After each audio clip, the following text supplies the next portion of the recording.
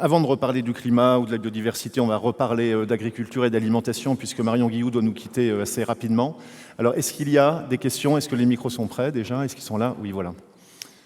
Des questions à Marion Guilloux sur sa présentation de tout à l'heure. Moi, je voudrais peut-être faire, en attendant que les micros s'installent, le lien entre l'exposé de Michel Petit à l'instant et l'agriculture, parce que Jean-François Soussana, que vous connaissez bien, c'est l'un des directeurs scientifiques de l'INRA, chargé notamment de l'environnement, déclarait à Stéphane Foucard, le très bon spécialiste du Monde, il y a quelques jours, après le rapport du GIEC, donc, la production de blé en Europe pourrait baisser de 20% d'ici à 2030. Est-ce qu'on est vraiment sur des proportions de ce type-là? Vous avez vu les chiffres que je vous ai donnés sur le blé.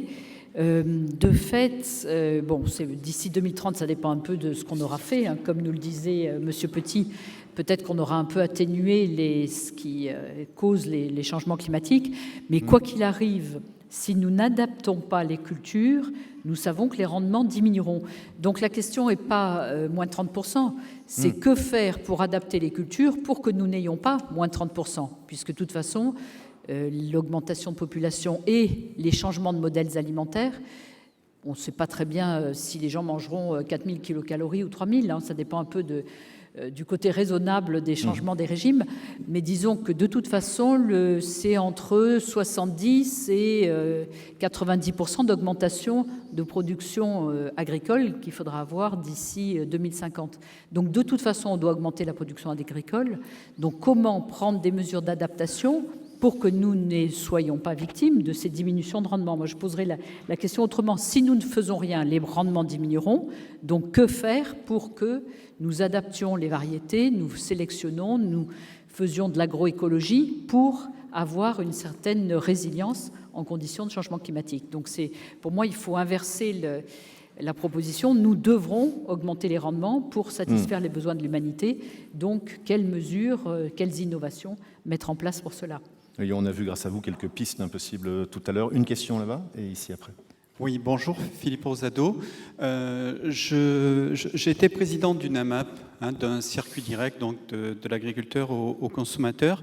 Donc association pour le maintien de l'agriculture paysanne. Association pour le maintien de l'agriculture paysanne. Voilà, tout à fait. Et je voulais souligner une chose importante, hein, parce que c'est un point sur lequel nous butons. Ça ne sert à rien de penser à agriculture si on ne pense pas à cuisine. Hein, ça a l'air tout bête en fait, hein. Mais moi ce que j'ai identifié, c'est qu'en fait on a sauté une génération de savoir cuisiner, d'accord, et que les personnes de la meilleure volonté qu'on puisse imaginer, à qui on fournit les meilleurs ingrédients, ne savent pas quoi en faire. Hein, c'est-à-dire il y a un problème de temps pour cuisiner, il y a un problème de savoir-faire, de diversité. Quand on parle de biodiversité, j'ai bien aimé la photo du monsieur Gilles Leboeuf là, sur l'alimentation française. Hein, et j'étais très surpris de voir la biodiversité que nous avions dans l'association LAMAP, quand on faisait des réunions entre nous, qu'on préparait des petits plats en fait. Hein, et en fait, la problématique pour moi aujourd'hui, c'est pas tellement l'agriculture, parce que l'agriculture, elle ne sert que si on s'en sert à quelque chose, quoi. Hein. Et aujourd'hui, la vraie problématique, hein, c'est l'usage de l'aliment qu'on en fait, parce que c'est lui qui va servir d'aspirateur à l'agriculture de demain. Voilà, merci. Oui. Marion Guilloux, un commentaire, oui. Je crois que c'était plus une affirmation et une volonté de faire, donc c'est difficile de faire un commentaire, sinon que malheureusement, vous l'avez vu, toutes les tendances qu'on constate, et je vous montrais notamment l'article de 2014 là, sur les 40 ans d'évolution des pays en voie de développement, tout va vers une disparition des produits régionaux et vers une homogénéisation des régimes. Donc effectivement, raison de plus pour réagir. Oui, et retrouver de la proximité, c'est ça aussi. Ouais, c'est-à-dire que la proximité est un mode de consommation qui ne marchera pas pour tout le monde, hein, puisqu'il y a des régions du monde dans lesquelles, comme je vous le disais, il faudra assurer des échanges intercontinentaux pour assurer l'alimentation des peuples. Mais dans la mesure où on peut profiter de la proximité, c'est évidemment une des manières d'abord de recomprendre les produits, de recréer du lien et donc de recréer du sens. Gilles ? Oui, en France, par exemple, c'est le bon modèle de la France pour faire ça. Je sais pas comment ça s'allume. Voilà. Oui, je disais qu'en France, c'est le bon modèle pour faire ça la France, parce qu'on est suffisamment variés. On a écrit un petit livre avec des gens du CIRAD. Gérard était là l'an dernier avec Parti 15 nains. J'ai fait que la préface, mais le livre est très bien parce que c'est comment réutiliser la biodiversité pour modifier l'agriculture. Et je pense que plus on aura de diversité au sein du monde, enfin disons de la biodiversité agricole, et mieux on s'en sortira. Surtout pas tout homogénéiser, faire manger la même chose à tout le monde. Et ça, on est extrêmement clair là-dessus, maintenir une diversité, bien sûr, agronomique très très importante. Question. Bernard Abrial, IRSTEA, merci beaucoup aux trois conférenciers qui nous ont montré l'homme dans tous ses excès, pour paraphraser le titre de ces tables rondes. Moi j'ai une question autour des besoins et de la demande, parce qu'au fond, Madame Guillou nous a montré que les excès alimentaires conduisaient finalement à des problèmes de santé majeurs au niveau de la planète. Et en même temps, on cherche à produire autant que la demande se développe. Alors ma question, elle se pose sur le plan alimentaire, mais on pourrait la poser dans d'autres domaines. Est-ce qu'on est capable aujourd'hui de modéliser, sous l'angle des besoins physiologiques de l'humanité, les questions alimentaires ? Oui, alors je ne me suis pas attardée sur Agrimonde, mais le scénario Agrimonde dit durable, hein, celui qui était à droite sur mon transparent, supposait que tout le monde ait accès à 3000 kilocalories par personne et par jour, dont 500 d'origine animale. C'est votre scénario besoin. Ça suffit, 3000 kilocalories par personne et par jour, et 500 kilocalories d'origine animale, ça suffit aussi. Évidemment, on est largement au-dessus dans nos pays en ce moment, mais du point de vue des besoins physiologiques, ça suffit. Donc c'est le scénario Agrimonde, comme je vous le disais, qui remonte en arrière. C'est-à-dire, si on satisfait les besoins de tous sur tous les continents, de quoi a-t-on besoin du point de vue de la production? Et après, on a pris des hypothèses de réduction des pertes et gaspillages. On a vu qu'il fallait quand même augmenter la production agricole parce que la démographie continue, même si l'accélération est terminée, la démographie continue d'augmenter. Les régimes sont de plus en plus d'origine animale. Je ne parle pas de nos pays où ça se modère, mais dans le monde, les Chinois consomment de plus en plus de produits animaux et de choses comme ça. Donc on aura une tendance à l'augmentation de la demande, on continue à avoir une tendance à l'augmentation de la demande, mais c'est la fourchette que je vous donnais. Ça peut quand même varier de plusieurs dizaines de pourcents si on modère les régimes alimentaires. C'est le premier moteur de la demande dans les années à venir, la modération des régimes alimentaires. Alors, une question ici, puis une autre là-bas. Oui, après, voilà, allez-y. Oui, d'abord, je te remercie parce que ton exposé a été, je crois, très clair. Et cependant, tu n'as pas eu le temps d'insister peut-être sur les conditions, le contexte dans lesquels se plaçaient les actions. Je crois qu'en ce qui concerne l'agriculture de production qu'on voit dans les pays européens, on a affaire dans le futur à une évolution de population relativement faible. Par contre, dans les pays relatifs à l'Asie, à l'Afrique surtout, à l'Amérique du Sud, c'est là qu'on peut attendre une augmentation de population considérable. Et donc on ne peut pas traiter les choses de la même manière. Ainsi, la baisse de rendement dans les grandes céréales en France, c'est pas très grave. Elles sont dues peut-être à une baisse de rendement intrinsèque de la plante, ce que je ne crois pas, mais bien plutôt à une diminution des intrants, etc. Donc c'est un problème de stratégie et de politique. Par contre, dans les pays du Sud, je crois que là, les conditions sont totalement différentes. Et c'est pour ça que ton tableau sur l'agriculture écologique, c'est comme ça que tu l'as parlé, et qui reprend effectivement des principes simples, qui sont adaptés et adaptables à beaucoup de situations. Bien sûr, elles doivent être traitées de manière locale, comme il faut. Et je pense qu'à ce moment-là, dans ce cas-là, c'est pas forcément les rendements, effectivement, qui seront recherchés, qui sont toujours importants quand on veut nourrir sa famille, mais c'est aussi énormément de choses un petit peu différentes. Je connais bien un endroit qui est situé à Madagascar, où là, les problèmes actuels qui sont rencontrés par les populations rurales dont nous nous occupons, ce sont des problèmes d'acquisition de médicaments, tout simplement, pour répondre à des problèmes de santé. Le rendement, c'est pas leur problème, mais ça peut le devenir.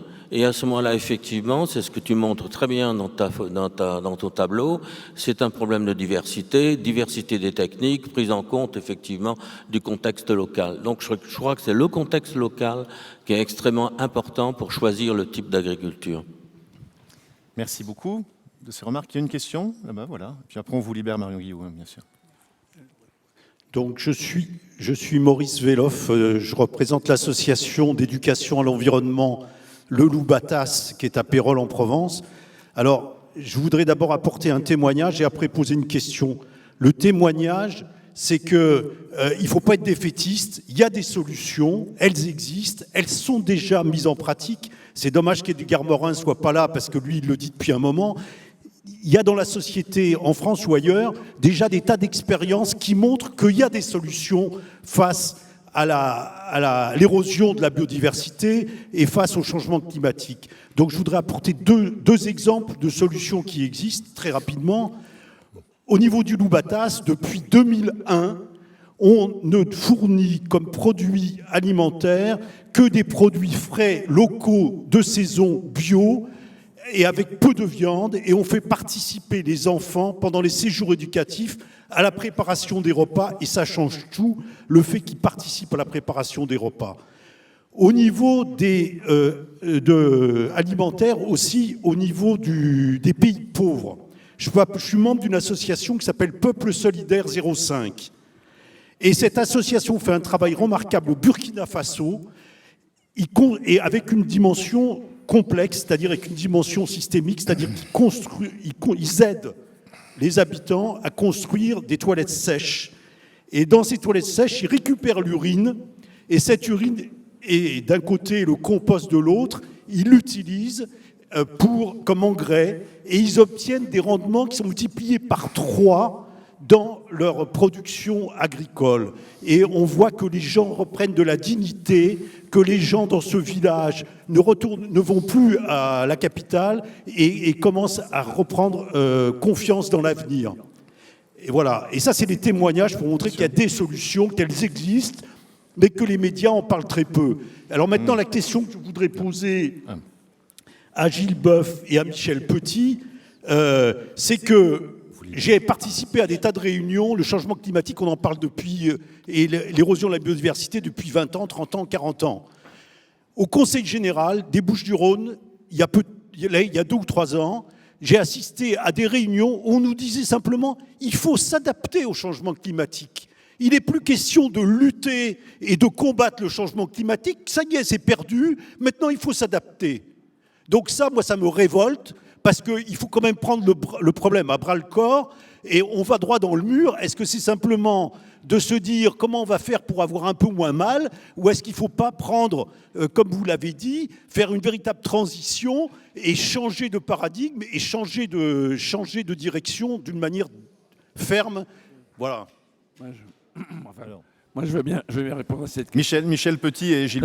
Moi, je veux bien répondre à cette question. Je suis tout à fait convaincu qu'il est indispensable, je vous l'ai dit en conclusion, de lutter contre le réchauffement climatique, mais je pense qu'il serait aussi tout à fait déraisonnable d'ignorer qu'effectivement, nous avons commis la faute d'engager un réchauffement climatique inéluctable et qu'il faut, en parallèle, c'est pas du tout contradictoire, il faut en parallèle s'adapter au réchauffement climatique que nous avons créé et en même temps, pour que cette adaptation ne soit pas surhumaine, ne soit pas impossible, limiter au maximum les émissions de gaz à effet de serre à l'avenir. Ça me semble être, il me semble qu'il ne faut absolument pas opposer les deux aspects. Et je pense d'ailleurs que, comme quelqu'un l'a dit, je ne sais plus qui, dans la journée, nous n'aurons d'accord international que si ces deux volets sont effectivement traités lors de la grande COP qui se tiendra à Paris en 2015. En décembre 2015, oui, au Bourget. Et de toute façon, l'adaptation, j'ai un micro là, non? L'adaptation, 1, 2, 3, 4. 1, 2. Ça marche ou pas? Oui, voilà. L'adaptation, elle a déjà commencé. Et puis, si les habitants des îles Tuvalu ou Kiribati ne s'adaptent pas, ils vont disparaître. Il n'y a pas de doute là-dessus. En revanche, Gilles Boeuf, l'adaptation, elle a commencé à travers les espèces. C'est très net aussi. Deux réponses à monsieur, des exemples comme il m'en donne. Moi, j'en ai des centaines dans le monde entier. Ah. Il marche pas? Un petit problème de micro. Il marche là? C'est bon là? C'est bon. J'en connais partout. Avec Pierre Rabhi, on a fait plein de choses. Il y a des choses absolument partout. Donc, c'est vrai qu'il y a plein de petits exemples locaux super intéressants qu'on peut développer. En Asie du Sud-Est, en Amérique du Sud, en Afrique. Donc bien sûr qu'il y a des choses à faire, absolument. Mais pour ça, il faut être assez humble pour les accepter. Et vous savez, je pense que le plus gros danger que l'on a à ce niveau-là, c'est de faire partout la même chose. C'est extrêmement local. Ce que vous me dites là pour le Burkina Faso, ça marche là-bas, ça ne marchera pas forcément ailleurs. C'est adapté à chaque fois. C'est comme l'énergie. Moi, je dis en fait aux gens, arrêtez de croire que demain on chauffera à Brest comme on chauffera à Grenoble ou Biarritz ou Lille. Ça sera forcément différent. Et ça, c'est lié à la diversité des paysages, des écosystèmes et de la biodiversité. Donc ça, j'y crois très fort à ce que vous dites à ce niveau-là. Sur l'adaptation globale, elle est évidente. Je préside moi-même une réserve naturelle. C'est la 5e créée en France. D'ailleurs, je vais partir tout à l'heure parce que demain, je vais ouvrir le congrès des réserves naturelles de France à Argelès. Alors, il faut que je fasse 3h30 de voiture pour aller à Argelès. Ça ne m'enchante pas. Et la forêt de la Massane, c'est la 5e réserve créée en France. C'est le plus haut point chaud de diversité spécifique en Europe. Sur 336 hectares, on a presque 8000 espèces décrites. Donc, on a un lieu fantastique. Et ça fait 130 ans qu'on n'a pas coupé un arbre dans la forêt de la Massane. Donc, on la regarde comme un prunelle de nos yeux. 2 remarques. 1830, un petit peu avant, on a regardé, il n'y avait plus d'arbres. Ça veut dire que les femmes de Collioure qui allaient faire le charbon de bois dans la forêt et qui revenaient avec le charbon de bois sur le dos, avaient tout coupé. Cette forêt qu'on appelle primaire ne l'a absolument pas. La nature a pu se régénérer, faire le point chaud le plus haut d'Europe d'une forêt qui avait été entièrement détruite vers 1830. Premier espoir, ça peut revenir. À condition de faire attention. Deuxième remarque, on n'a pas coupé un arbre depuis 1880, je vous disais. N'empêche que ma forêt, je suis en train de la perdre aujourd'hui. Je la perds parce qu'on a très souffert de la canicule de 2003. C'est des hêtres, hein, mes descentes de cimes, mes champignons qui sont installés, les amadouviers, les sécheresses répétées depuis 2006, et surtout les 15 000 camions poids lourds qui passent tous les jours au col du Pertus et qui, dans une forêt apparemment entièrement protégée, amènent de l'ozone sur la forêt. Plus Barcelone au sud qui crée aussi des problèmes. Ce qui veut dire que même sur une réserve hyper protégée à laquelle vous faites extrêmement attention, on peut la perdre. Donc vous avez raison, et c'est là que je rejoins entièrement Michel, sur la mixité des réactions à avoir. Oui. La biodiversité, elle est forcément locale, c'est une histoire locale. J'ai ma forêt, j'ai ma plage, j'ai mon jardin, ça part toujours d'un endroit local. Après, il y a des choses qui sont globales. Mais s'appliquent sur ces systèmes-là, des systèmes qui sont tout à fait globaux. Donc, et c'est pour vous dire qu'il faut les 2 types de réactions. Simplement, et là je suis aussi Michel, c'est qu'on a trop attendu pour le climat, c'est ça le problème. Et plus on prend du temps à prendre les bonnes mesures, et plus on va en payer des conséquences longtemps et en intensité. Et là, effectivement, c'est compliqué. D'autant plus que les COP, on en a eu quand même pas mal. Hein. Moi, je vous ai parlé des grandes réunions internationales, j'y suis allé, j'y vais plus. Ça veut dire qu'il y a vraiment un problème, parce que, bon, je peux dire ce que je veux, maintenant on me laisse parler, c'est pas un problème, on m'aime bien, mais on m'écoute pas. Hein, où est-ce que j'ai eu effectivement des avancées sérieuses au niveau politique sur les questions qu'on évoque ici? Ça veut dire que c'est à nous de nous retrousser les manches. Et moi, je mets la trilogie du monde de la recherche fondamentale. Il faut laisser les chercheurs fondamentaux faire ce qu'ils ont envie de faire en recherche fondamentale. Sinon, ça ne marche pas. Si on dirige cette recherche, c'est perdu. La recherche finalisée qui la suit, bien entendu. La recherche pour l'ingénieur, où on va entrer en technologie pour mettre au point des systèmes qui vont nous permettre de mieux réagir et qui va reféconder la recherche fondamentale. Et l'entreprise, hein. Il est parti, notre ami de ce matin, mais je lui aurais dit, moi je crois énormément au rôle de l'entreprise dans les systèmes aussi. Loin, oui. Mais bien sûr, ça veut dire que... Et enfin, il faut une société civile avec le monde associatif. Hein, sans ceci, on n'aurait pas fait grand-chose. Et après, il y a effectivement la décision politique. Simplement, c'est qu'il faut que nous, citoyens, on accepte, on arrête d'accepter aujourd'hui des mesures qu'on nous impose et qui nous préparent un monde insoutenable. C'est tout.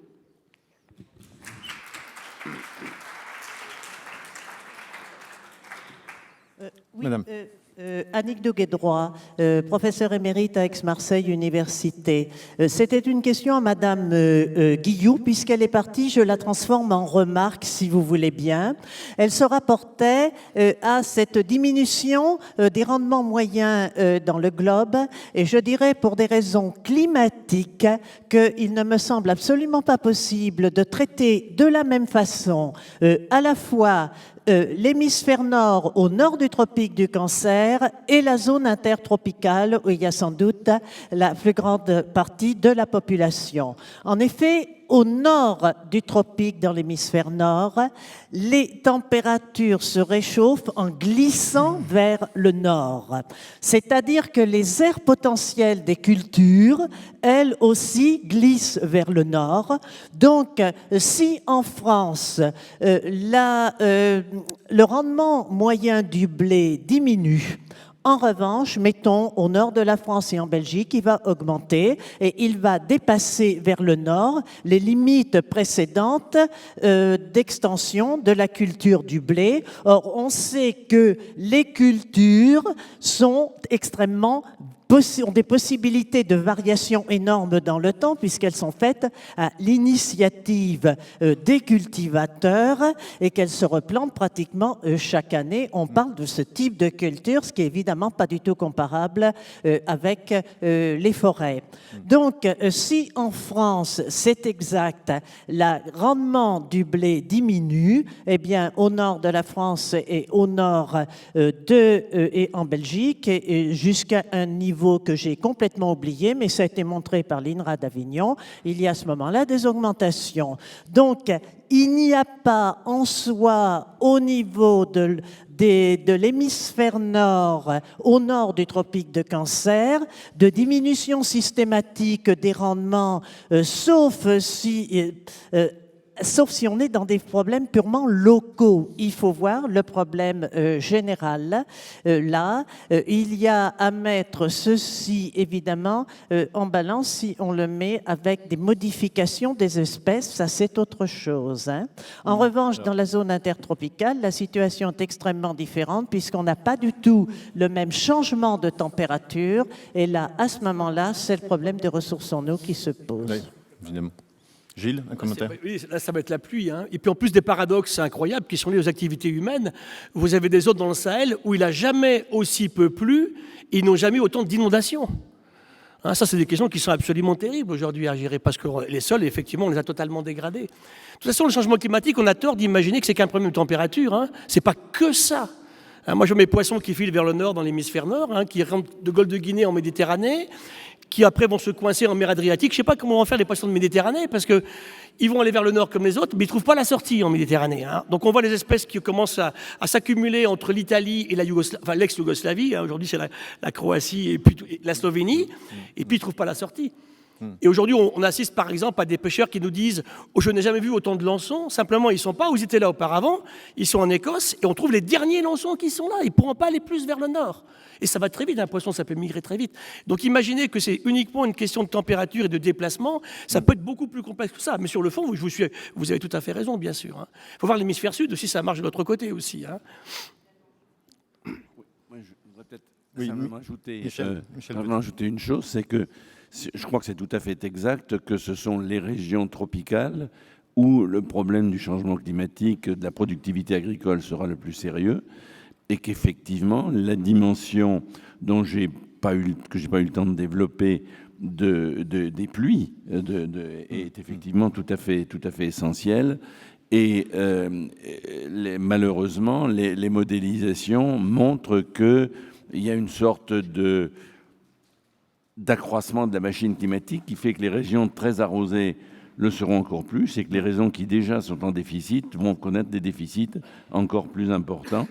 On s'attend donc à ce que le sud de l'Europe en particulier subisse des sécheresses importantes, et que le nord de l'Europe, au contraire, voit les précipitations augmenter avec des risques d'inondation. Et vous avez, Gilles a tout à fait raison de dire que même dans les régions où globalement les précipitations diminueront, on a un risque substantiel d'avoir davantage de précipitations intenses, localisées, susceptibles de provoquer effectivement des inondations en dépit de la sécheresse générale.